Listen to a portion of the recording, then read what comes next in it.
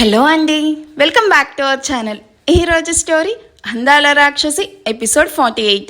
ఇక స్టోరీలోకి వెళ్తే, తన వైపే సైకిక్గా నవ్వుతూ చూస్తూ ఉన్న ప్రణవి దగ్గరికి వెళ్ళి తన 2 చేతులు పట్టుకొని, ప్రణవి, నాకు నిజం తెలిసిపోయింది, నాకు అన్ని విషయాలు తెలిసాయి.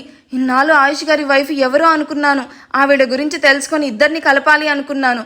బట్ అది నేనే అని తెలుసుకోలేకపోయాను. ఆయన పెళ్లి చేసుకుంది ఎవరినో కాదు, నన్నే. ఆయుష్ గారి వైఫ్ నేనే ప్రణవి, అండ్ దియా మా ఇద్దరికి పుట్టిన బిడ్డ అని ఆనందంగా చెప్తున్న ఆశని చూసి ప్రణవి ఒక్కసారిగా గట్టిగా నవ్వుతూ క్లాప్స్ కొడుతూ ఉంటుంది. నవ్వుతూ ఉన్న ఆశకి ప్రణవి ఎందుకలా తన వైపే చూసి డిఫరెంట్గా నవ్వుతుందో అర్థం అవ్వక ప్రణవి వైపు అయోమయంగా చూస్తూ, ఏమైంది, ఎందుకలా నవ్వుతున్నావు? నేను చెప్పిన ఈ న్యూస్ విని నీకు కూడా హ్యాపీనెస్లో మాటలు రావడం లేదు కదా? పిచ్చి ఆశి, నువ్వు ఇంత పిచ్చిదానివని అస్సలు అనుకోలేదు. అందుకే కదా అందరూ నిన్ను ఇంత ఈజీగా మోసం చేస్తున్నారు. ఆ పిక్స్లో చూసి అందులో ఉంది నువ్వే అనుకుంటున్నావు కదా? నువ్వు అనుకుంది నిజమే, ఆ పిక్స్లో ఉంది నువ్వే, కానీ అది నువ్వు కాదు. ఆశి ప్రణవి వైపు అసహనంగా చూస్తూ, అసలేం మాట్లాడుతున్నావు, కొంచెం నాకు అర్థమయ్యేలా చెప్పు. ఓకే ఓకే కూల్ అంటూ ఆశి వైపు వంకరగా చూసి నవ్వుతూ, అందులో ఉన్నది అశ్రిత కాదు, ఆషికా చౌహాన్ అని ఆశి ఆనందాన్ని క్షణంలో ఆవిర్చేస్తుంది. ప్రణవి చెప్పింది విన్న ఆశి షాక్తో నేలకు జారిపోయి ప్రణవి వైపు నీళ్లు నిండిన కళ్ళతో చూస్తూ, నువ్వు చెప్పేది నిజమా అంటూ వణుకుతూ ఉన్న గొంతుతో అడుగుతూ ఉన్న ప్రణవి చెప్పింది అబద్ధమైతే బాగుండు అని మనసులో అనుకుంటూ ఉంటుంది. నీతో అబద్ధం చెప్పాల్సిన అవసరం నాకేంటి ఆశి? అక్కడున్నది నువ్వు గెస్ట్ చేసినట్టు మా బావ వైఫ్నే, కానీ అది నువ్వైతే కాదు. మీరిద్దరూ ఒకే పోలికలతో ఉన్నంత మాత్రాన నువ్వు తన భార్యవి అయిపోవు కదా. లేదు, నువ్వు నాతో అబద్ధం చెప్తున్నావు, నాకు తెలుసు, అక్కడుంది నేనే. నేను ఆయుష్ గారు కలిసి ఉండడం ఇష్టం లేదు, అందుకే ఆ ఫోటోలో ఉంది నేను కాదు అంటున్నావు. అయ్యో పిచ్చి ఆశి, ఇంకా నువ్వు నన్ను నమ్మడం లేదు కదా? నిజంగా నిన్నో భావని విడదీయాలి అనుకుంటే మోహిత్ పేరెంట్స్ గురించి నిజాన్ని నీతో చెప్పేదాన్నే కాదు కదా. మహల్లో ఉన్న ప్రతి ఒక్కరు నిన్ను మోసం చేయాలని చూస్తున్నారు. నిన్ను ఒక బొమ్మలాగా అవసరం కోసం మాత్రమే వాడుకుంటున్నారు తప్ప నీకు ఒక మనసు ఉంటుందని అది ఎవరూ గుర్తించట్లేదు. నీ ఇష్టంతో ఇక్కడ ఎవరికీ సంబంధం లేదు. ఇక్కడ బావకి ఏది ఇష్టమో అదే జరుగుతుంది. ఇంకా నువ్వు నన్ను నమ్మడం లేదు కదా? నాకు అర్థమవుతుంది, కమ్ అంటూ ఆశి చేయి పట్టుకుని లోపలికి లాక్కొని వెళ్ళి సీక్రెట్ రూమ్లో ఉన్న స్క్రీన్ ఆన్ చేస్తుంది. స్క్రీన్ ఆన్ చేయగానే ఆ స్క్రీన్ మీద ఆశివి డిఫరెంట్ స్టైల్లో ఉన్న పిక్స్ డిస్ప్లే అవుతాయి. ప్రణవి ఆ ఫొటోస్ వైపు చూస్తూ, బాగా అబ్జర్వ్ చేయి ఆశి, మీ ఇద్దరు ఒకేలా ఉన్నా మీ ఇద్దరికి డిఫరెంట్గా ఉండేవి eyeball, hair and skin tone అనగానే ఆశి పిక్స్ను జాగ్రత్తగా గమనిస్తూ ఉంటుంది. నీ ఐబాల్ కలర్ బ్రౌన్ అయితే ఆషికాది బ్లూ కలర్ అంటూ పిక్ని జూమ్ చేసి చూపిస్తుంది. అది చూసిన ఆషికి క్లారిటీ వస్తుంది, తను వేరు ఆ అమ్మాయి వేరు అని. ఎక్కడో చిన్న హోప్ తనే దియాకి తల్లి అని, అందుకే ఇద్దరి మధ్య తక్కువ సమయంలో అంత అనుబంధం ఏర్పడింది అని. కానీ స్క్రీన్ మీద కనిపిస్తున్న ఆషికా పిక్ని చూశాక ఇద్దరు వేరు వేరు అని చెప్పి అర్థమవుతుంది. మీ ఇద్దరి హెయిర్ కలర్స్ కూడా డిఫరెంట్.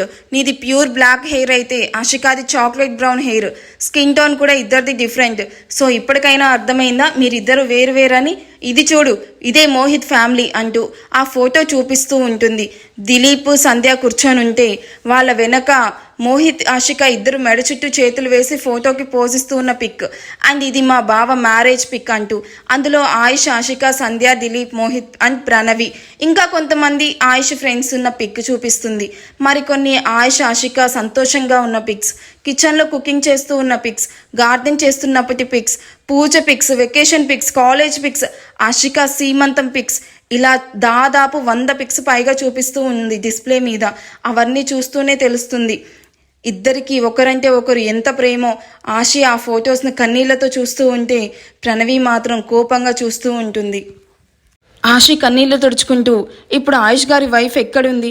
ఆ పిక్స్ చూస్తేనే తెలుస్తుంది ఇద్దరికి ఒకరంటే ఒకరు ప్రాణమని. మరి అలాంటి వాళ్ళు ఎందుకు విడిపోయారు? దియా ఆయుష్ గారి దగ్గరే ఎందుకుంది? దియాకి మొన్న అంత సీరియస్గా ఉన్నప్పుడు కూడా ఆయుష్ గారి వైఫ్ చూడ్డానికి ఎందుకు రాలేదు? ఆయుష్ గారు నన్నే ఎందుకు మ్యారేజ్ చేసుకున్నాడు? ప్రణవి ప్లీజ్ నువ్వైనా నాకు ఆన్సర్ చెప్పు, లేకపోతే నా తల పగిలిపోయేలా ఉంది. ఈ మహల్లో ఎందుకు ఆయుష్ గారి వైఫ్ పిక్ ఒక్కటి కూడా లేదు?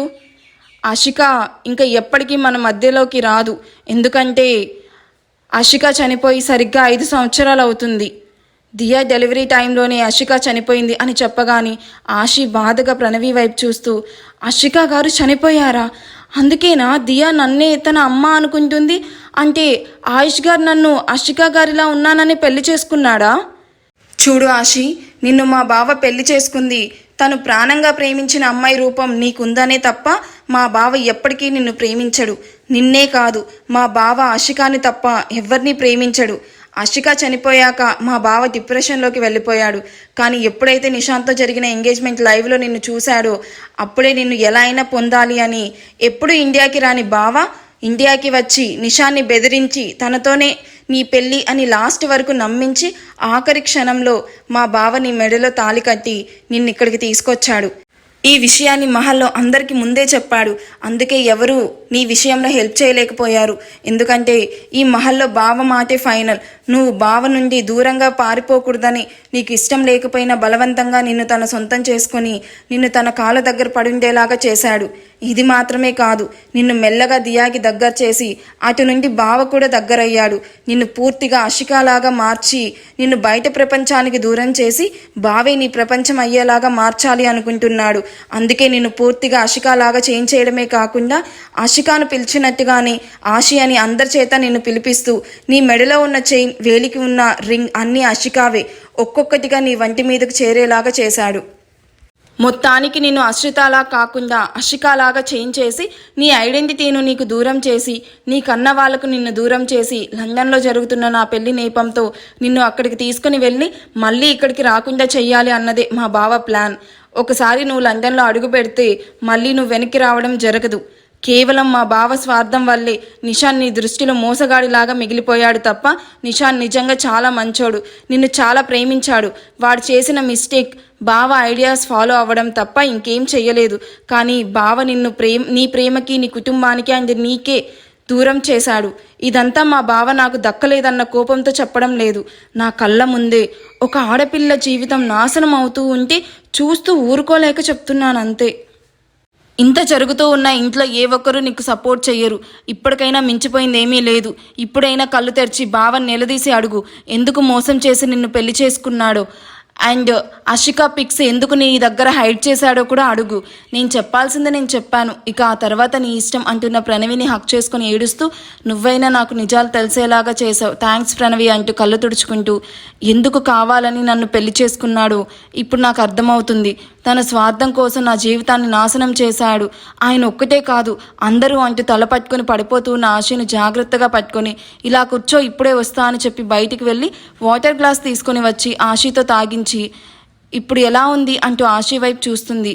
ఐఎమ్ ఓకే అని చెప్పి తల పట్టుకుని అక్కడ నుండి వెళ్ళడం చూసి ప్రణవి నవ్వుకుంటూ ఆయుష్కి డౌట్ రాకుండా ముందులాగా అన్నీ సెట్ చేసి రూమ్ డోర్ లాక్ చేసి బయటికి వెళ్ళిపోతుంది. అయిపోయింది, అంతా అయిపోయింది. ఈ ప్రణవి సక్సెస్ఫుల్గా ఆశి బ్రెయిన్ను పొల్యూట్ చేసేసింది. ఇప్పుడు ఆశి నెక్స్ట్ స్టెప్ ఏం తీసుకుంటుంది అనుకుంటున్నారు? నా కామెంట్స్లో చెప్పండి. Thank you for watching. Bye.